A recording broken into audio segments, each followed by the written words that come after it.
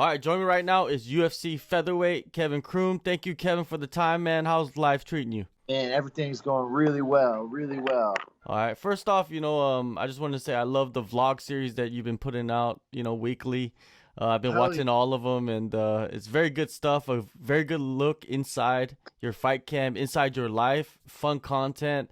How did that all come together? Because normally fighters don't do that on their own. Yeah, man. Like you said, man, I got the personality, and man, it's taken me a long time to get here, and man, I'm milking it for everything it's worth.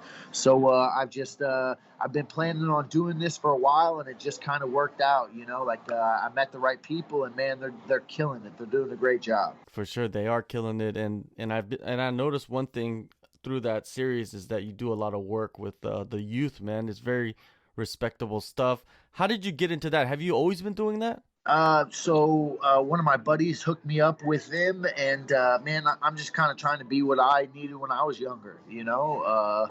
Uh, this youth program, Warriors for Wyandotte, man.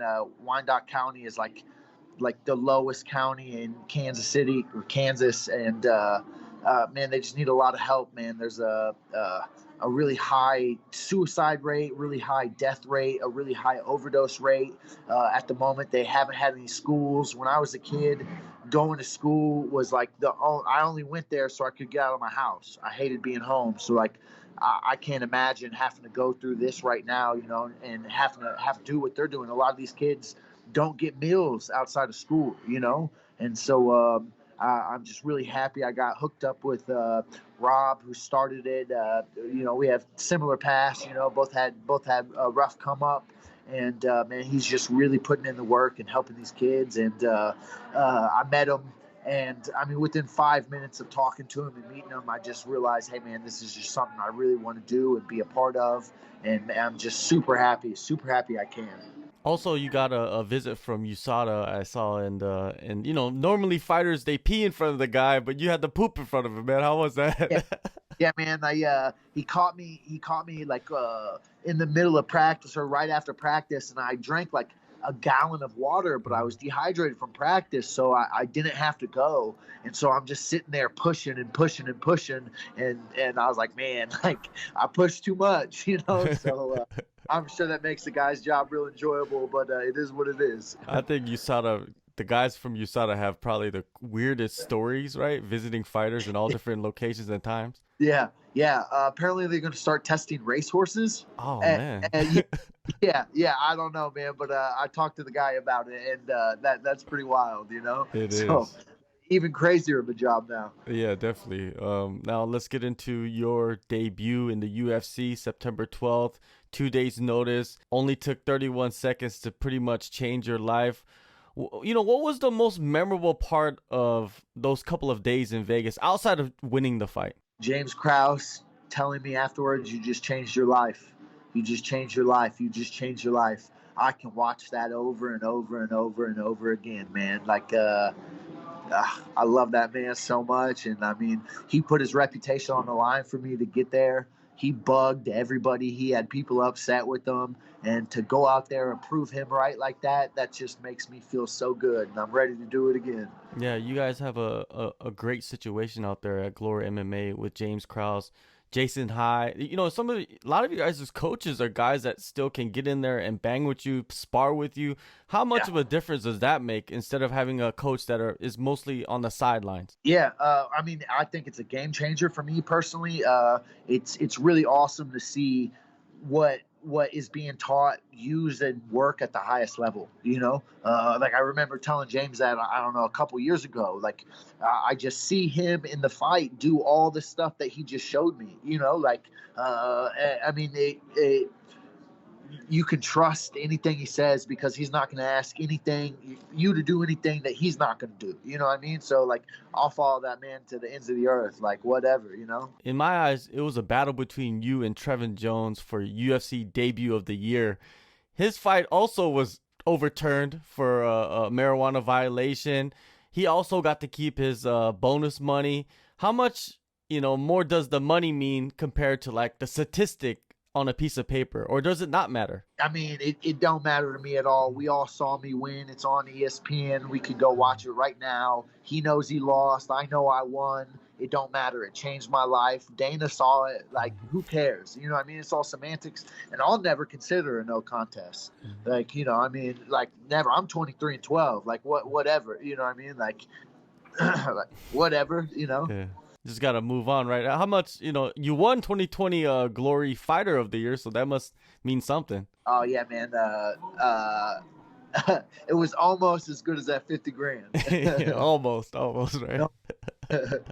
Now, let's talk about your upcoming opponent, Alex Caceres. You asked for him. Why does this fight intrigue you so much? Well, so he was supposed to be my debut, actually, and then I had COVID, and so I fell out. And then I had the debut that I did, which, I mean, that worked out perfect for me. Like I said, man, it's taken me a long time to get here, and I'm not trying to fuck around. You know, he's been in the game for a while. He's got a big name. A lot of people know him, and I'm trying to take everything that he has and make it mine. You know, I'm going to go straight to the top, and so this is just a great way to get my name out there. And not only that, man, it's a great fan for me. It's a great great fight for the fans.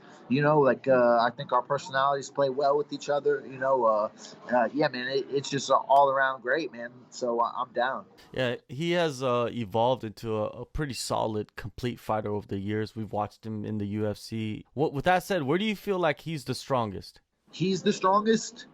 I mean, you know, he's good stand-up. You know, I mean, he moves around. The thing is, he's the type of guy that will fight you anywhere the fight goes. You know, like he's not gonna bail to try to get to a certain position. He's a fighter, you know, and I mean, I just think that's good for everybody. You know, it's a fight for the fans, and I'm ready to get it. That mirrors you in some ways, right? You also will fight somebody wherever they want to go. And that's I mean, that's the thing is, like, you know, we have a lot of things in common. I've been a fan of his for a while. If we weren't fighting, I'd be cheering on him on. You know, he says he's the ninja, but I'm the ninja. You know, I'm trying to show him there's a new UFC ninja in town, and here I am. For sure. Now, your first full training camp, pretty much for the UFC. What is the differences in your preparations compared to 1 year ago? Man, I mean, honestly, the only thing that's changed is I've always believed in myself. I always believed I could do it, and now I know. You know, like that fight catapulted my confidence. Like I said, man, I've always believed. I've been doing this for 14 years. I believed that I could, and now I know. You know, and so like that knowledge has changed who I am. You know, like there's no more wondering. I know I can compete. You know, and so. I mean, that's really been the difference, man. Nothing's changed. I listen to everything James says, and you know, I mean, that's it. I'm in the gym every day, and yeah. You just mentioned that you believed, now you know. Was that just something that switched in that fight, in your last fight, or was it something that built up through the years? Yeah, well, like I mean, you know, like a little over a year ago, like I believed 100% that I could do it and I would be there, you know, for sure. But that was all belief. And now I have the knowledge, you know what I mean? Like now I know, you know, and yeah. So, I mean, like I said, that fight validated me as a fighter, validated me as a person. I've always looked in the mirror and told myself, hey man, you got it. You can make it. You're a bonus fighter. Keep going. Keep going. When the bills needed to be paid, I'd say, hey, man, keep it up. Let's go. And now I know that I was always right. You know, and like I said, man, that knowledge has changed my life, you know? Yeah, with that confidence, with that knowledge, with that belief, what do you believe is going to happen in this fight against Caceres? I'm going to finish it in 2.